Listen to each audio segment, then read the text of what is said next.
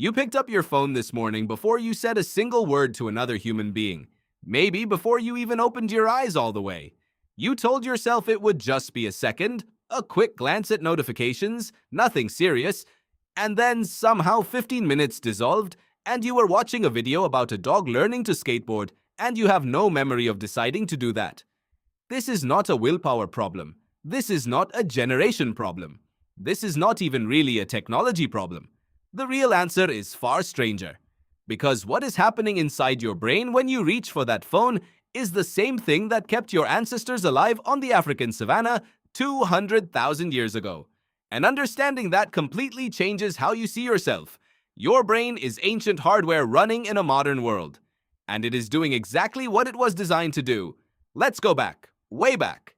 Picture your ancestor. Not your great-grandmother.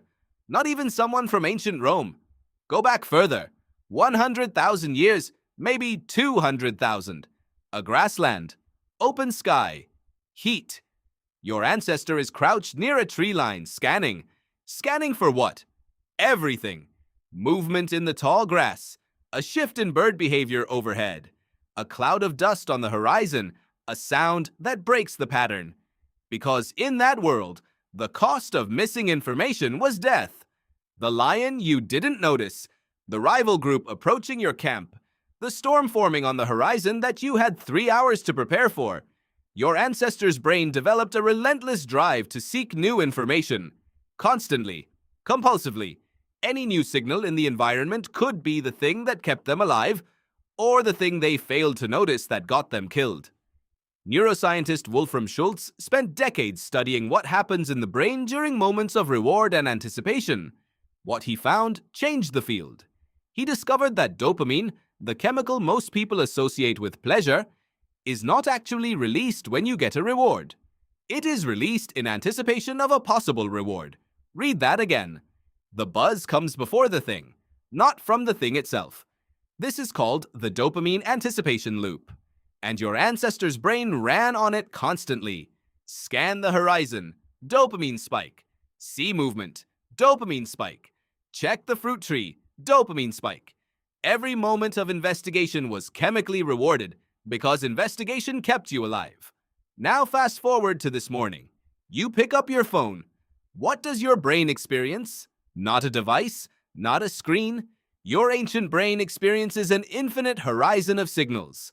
Messages that might be there, likes that might have arrived, a video that might change everything you think about something, news that might matter, a reply from someone you care about, a deal that might expire. All of it uncertain, all of it possible, and that uncertainty is exactly what triggers the dopamine spike. Psychologist B.F. Skinner studied this dynamic in the 1950s with what became one of the most famous experiments in behavioral science. He gave rats a lever to press. In one condition, the lever always produced food. The rats pressed it when they were hungry, then stopped. Predictable reward created predictable behavior.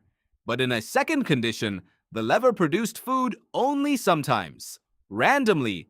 No pattern the rat could decode. Those rats pressed the lever obsessively. They couldn't stop. They pressed it when they weren't hungry.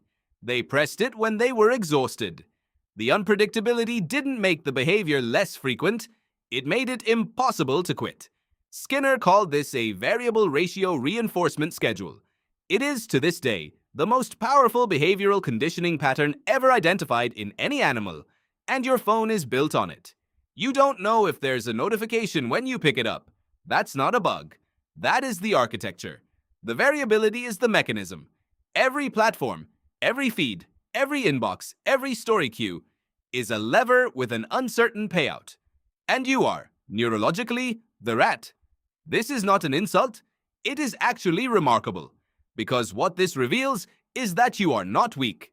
You are exquisitely, almost tragically well adapted to a world that no longer exists. The information-seeking drive that kept your ancestors alive was so powerful, so useful, so deeply wired into the reward circuitry of the human brain that it has survived every generation for hundreds of thousands of years. It got your lineage through ice ages, droughts, predators, migrations, and plagues.